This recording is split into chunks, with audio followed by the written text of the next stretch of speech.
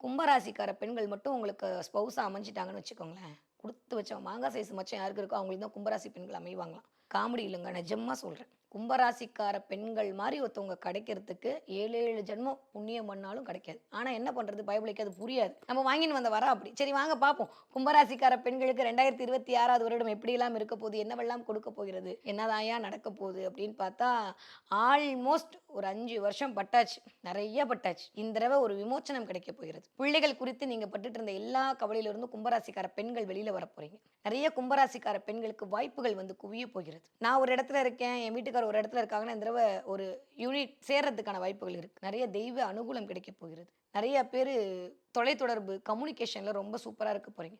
Communicate பண்ண முடியாம சில விஷயத்துல அப்படியே பிளாக் ஆகியிருந்திருக்கும். அதெல்லாம் நிவர்த்தி ஆகப் போகுது. வேலை மாற்றம் 100க்கு 150 வருது.